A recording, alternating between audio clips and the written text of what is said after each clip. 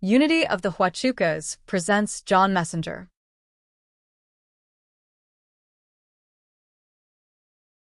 Don't mess with Mr. In-Between. This is hard for me, this thing here. Spirit's in everything, right? Yeah. Got aspiration, inspiration, respiration, like you just said. And I've been thinking a lot about my need to exercise my power of affirmation and denial. I do not rise up in the morning and immediately go to meditation. I go to the coffee pot and I get the coffee. I don't even drink water these days, although I'm trying to remember to drink some water before I drink the coffee. There's more life in the water without the coffee than there is with the coffee in it. But the illusion that I experience is that until I get some caffeine in me, I'm not very awake. And I take my coffee and I go sit in my office because Kathy still grants me the privilege of smoking in there. And I consume what the world is sending through the wire. I check my banking, I check my business, but I also look at news headlines. I'm hardly reading any articles anymore from the news. I just look at the depressing presentation of the headlines. And then I try to deny the effects that my growing up in this country under military veterans with patriotism and flags waving and absorbing every bit of every propaganda film ever made. And it turns out in this world that I have been subjected to a lot of propaganda. This camp wants me to think this way, and this camp wants me to think that way. And apparently the manipulation of us as a people has a lot to do with keeping us scared all the time. There's always something to be afraid of. And I'm supposed to be thinking to myself that the Spirit of the living God goes before me, making easy, joyous, and successful my way. So all of this stuff can only have the effect that they may or may not be seeking if I invite it in. I open the door, and there they are, and increasingly I'm trying to say, oh no, you can't come in. Spirit's already in the room with me. I am one with God. When we say our names, if I ask you who you are, you say, I am. I am Kathy, I am John, I am Debbie, I am Tanya, I am Claudette. I am. When Moses asked God his name, God said, I am that I am. And the way that we express our name, and the name is just an expression of the character of the thing. The most important part about me saying I am John is the I am. The John is a real secondary thing. To say yes to peace, to say yes to prosperity, to say yes to love, to say yes, I affirm that there's one presence and one power in my life. The single base principle that we have here is that the living God, the presence of the living God is the only truth. Anything that denies the presence of God in the world is uninformed.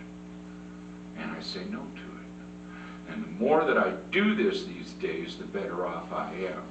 I feel better. Right now my legs are stronger than they've been in months, just from having a change over a couple of days. And the change was brought about by trying to think about what I was going to say to you this morning. Let your yes be yes and your no be no. I have this choice.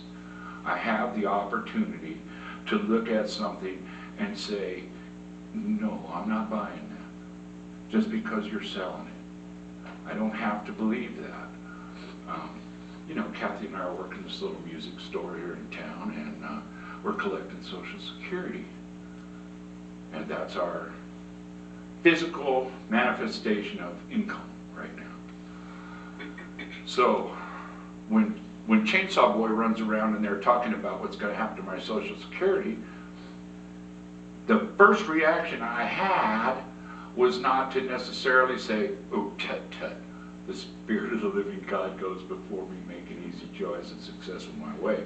My first reaction was probably what they desire. I got growly, and I got surly, and I got scared. I never intentionally looked for a career. All I wanted to do was play the guitar and have a good time.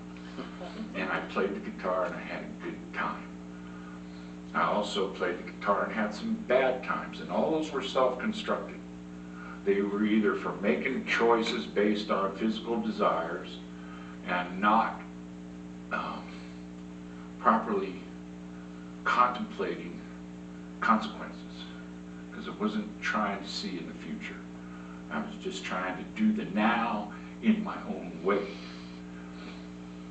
If I do the now according to the things that I've been blessed with to at least theoretically understand and to buy the philosophy that I have flowing through me, the power of God. I'm one with God, not necessarily one and the same, and yet in unity I learn to say, God as me, through me, is me. So when I go out in the world, I'm the only expression of God some people are ever going to see, that need to see a good expression of God, because one of my favorite songs by J.D. Souther is Faithless Love. And the first line of it goes, faithless love like our river flows. And it's available all the time. It comes in the news, it comes in agitation, it comes in looking at and seeing and perceiving that it's somehow in my reality there is sin and sickness and death.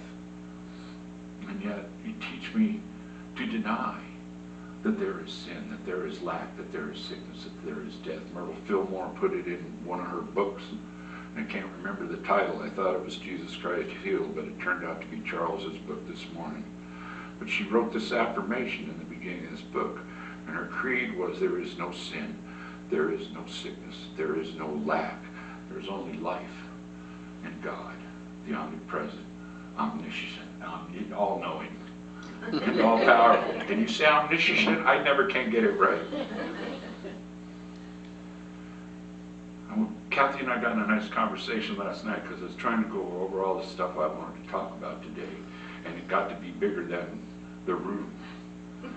And then the conversation had started because she had a little fear last night. She had a terrible fear that I was going to come out here and go deep into politics. And I don't want to bring you any politics this morning other than to say that I have found myself voluntarily oppressed by my intake of information that's based on a belief that I have that to be a good citizen requires being informed. And I'm not so sure these days that being informed about the world is making me a better citizen. What makes me a better citizen is to concentrate on being informed by God through me, as me, and bringing that out to the world. I'm trying to run a store based on one simple principle, that the golden rule is still a good idea. So, you know, I want a fair deal. How do I want to be treated when I go to buy? That's how I want to treat you when you come there, that you walk away with a deal that makes you feel good, and you're going to go home and play music. And in making music, we're bringing more of God into the world of men and women who are being encouraged to be angry and scared, and particularly angry with each other. There is no left or right. There's good and there's bad. There's what the tree had on it. And we have a mind that makes us capable of perceiving good and evil as reality, which is why they didn't want them to eat that apple in the first place. Is when you get into dual-mindedness, you get this little war going on inside of me all the time. I don't believe in evil. I believe in love. But that doesn't mean that I'm not susceptible to all this information that flies through the world. I'm the one that's making the mistake of saying, yes, I need to know about this. Yes, I need to know about this. No, I don't need to know about that. I need to know that the Spirit of the living God goes before me, making easy choice and successful my way. I need to know that even though the whale has swallowed me, that I'm going to get out.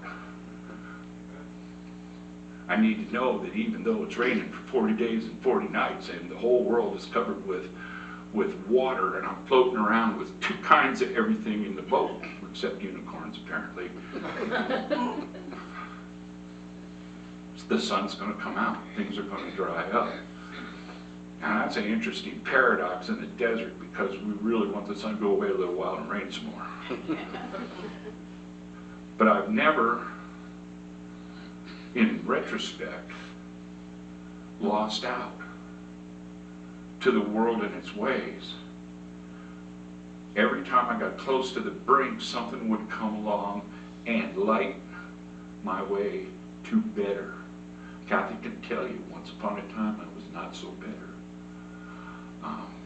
Listening to a guy this morning talk about the left eye being the mother, the right eye being the father. We look at adults as we're growing up. I got this little grandchild who's still a little skeptical of me. I hear Forrest Gump coming out of her mouth. He smells like a cigarette. And I'm pretty sure that's what's throwing her off, is the smell of tobacco in my beard. But she's got these eyes and she's watching everything all the time. And she's very good at saying yes and no.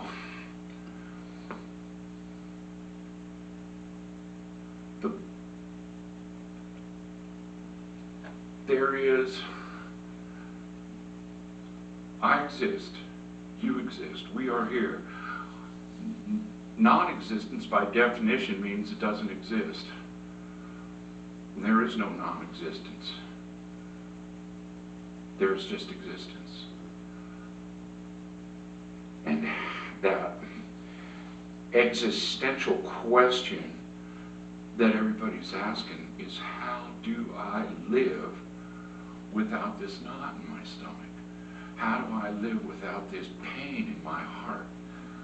How do I find a way to live where I don't hate anything other than maybe lima beans?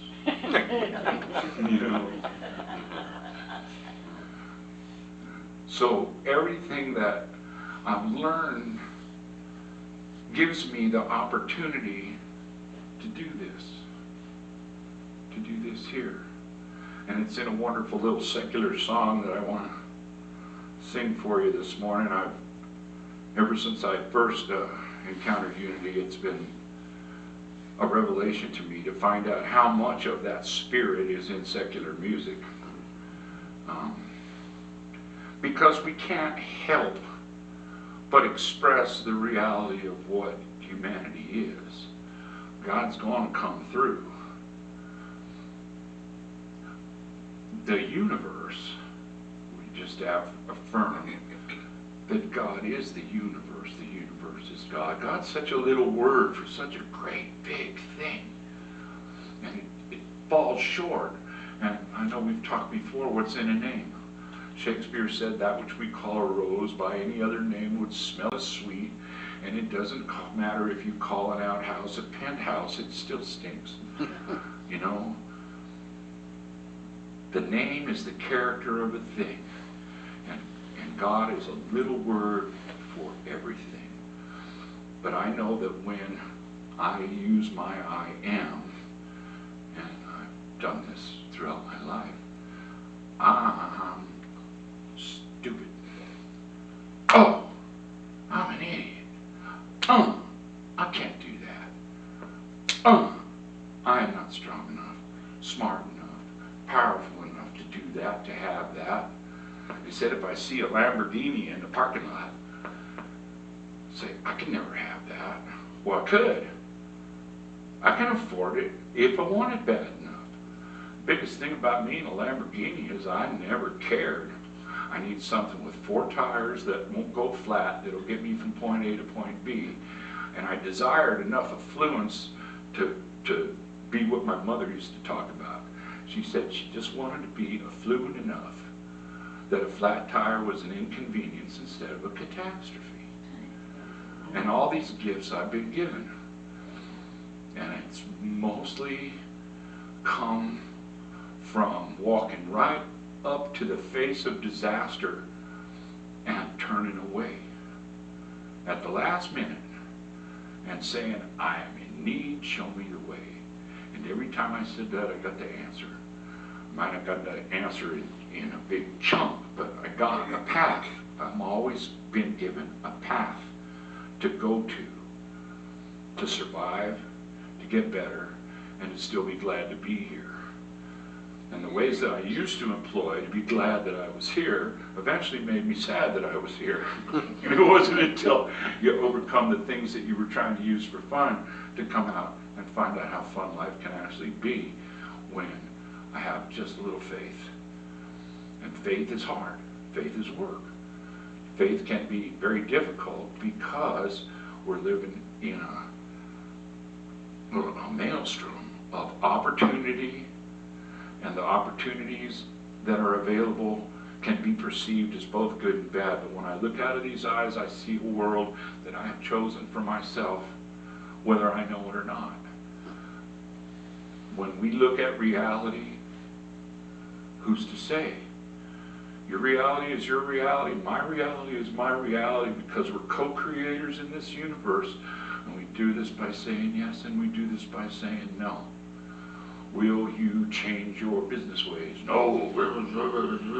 Gotta get this, gotta get that. Will you love your neighbor? Well, only if they meet a certain, the homeowners association, for example, has some things to say about what kind of people we want in this neighborhood. There's all these different things that are after us.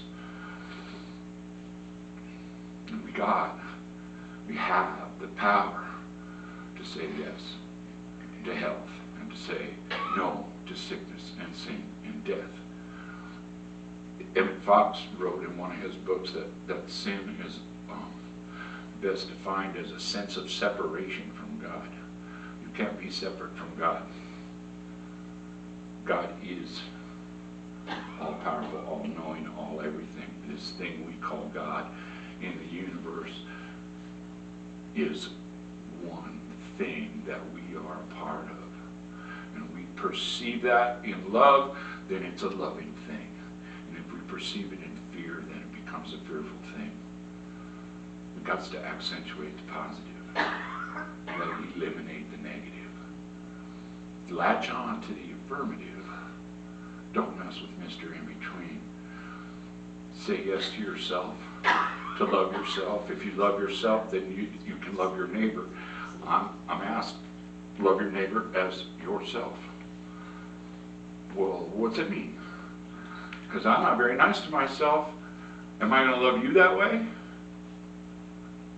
So I'm having to learn to be good to myself and treat myself with decency and say, oh, let's see, would I want to make Jewel read this that I'm reading this morning? No, I wouldn't do that to her. So why am I doing it to myself? And the interesting thing about my expression of reality these days, I came across something just recently. It says, if your boss tells you to be at a certain place and time and morning, you're going to be there. But if you tell yourself, I'm going to get up in the morning and take this action and change my life, it doesn't happen. Why do we listen to other people and not to ourselves? Am I the master of my own ship? Some days I think not. I think not. I give my power over. But I've had to really, really look at myself in preparation for this particular day, because there was no way to come down here and talk to you about what to say yes to and what to say no to without thinking about what I'm actually doing myself. And it's far too easy for me to backslide into fear. It's just hanging around. And I don't even want to give it that much credit anymore. I want it to just fade away. And we do that in love. We do that in light. And we always have that opportunity. The thing about the universe universe is, when I say I'm an idiot, it doesn't know the difference. My body doesn't know the difference. It's going to buy it if I'm sending it. So I have to really be careful and industrious about never letting the weeds get higher than the garden. And the outside forces want your garden to get overgrown with weeds so that it cannot prosper. So it's a job of work to keep aware of what my mind is saying. I don't know how many of you have more than one voice in your head all the time. I mean, they're talking and talking and talking. A friend of mine came to a meeting I went to one time, and he said, if I am my mind, who's listening? Who's talking? Because there's all these little committees going on up there all the time, and they're trying to pull strings for their cause. And my mind is not my spirit. My mind is a tool of my spirit. And for me to remember that every day is a job of work. But there's no way out that I'm interested in. The best way out I've been offered in my life began the first time I came into a room with Unity. And I don't always come around all the time because we have one shortcoming. We come in here and study as much as we can, and we go to lunch and we start talking about prescriptions and doctors and politics. And it all comes back up alive. It's just like, where's my special fertilizer for the weeds? And I throw them on there. So as I go through my daily life, I really, really, really need, in spite of appearances, in spite of physical pain, I really need to believe that there is one power and one presence in the universe and in me, God the good, omnipotent. And this illusion of sin and sickness and death and fear is an illusion. That whatever I am now in this body, when the body's done, if it has to be done, the spirit, the light that comes out of my eyes, like the light that comes out of your eyes, is not going to disappear or dissipate. It's going to move on to next. I can't define it, but I know it's good. I feel in many days like I've been here before, and if that's true, I expect to be here again. And some other poor set of parents will have to deal with me again. Oh no. But in that sure and certain knowledge that God is, just like it says in our prayer for protection, the light of God surrounds me and you. The love of God enfolds me and you. The power of God protects us. The presence of God watches over us, and wherever we are, God is. It's an amazing statement. Let me go here. I'm going to do a little bit of this, and then, since it's not too complicated, I hope you'll help me when we go around again. Are we working? I guess we are.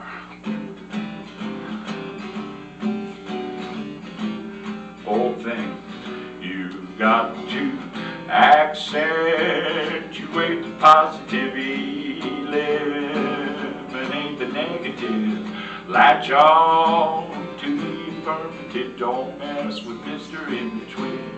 You've got to spread joy up to the maximum, bring gloom down to the minimum. Have faith, the pandemonium is liable to walk on the scene. To illustrate my last remark, Jonah in the whale, Noah in the ark. What did they do just when everything looked so dark? They said, man, you got to accentuate positivity, eliminate the negative, latch on to the affirmative, don't Mr. In-Between. You ready? You got to accentuate the positive, eliminate the negative, latch Latch on to the affirmative. Don't mess with Mr. In Between.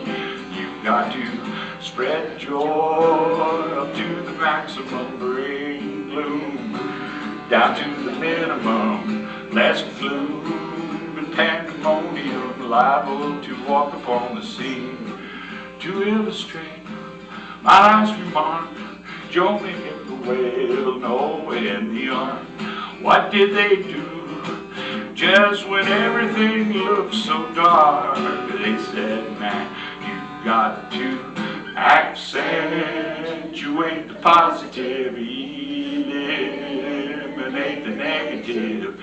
Latch on to the affirmative. Don't mess with Mr. In Between. Oh no, don't mess with Mr. In Between. It just ought to be a church song. God bless you. Thank you very much.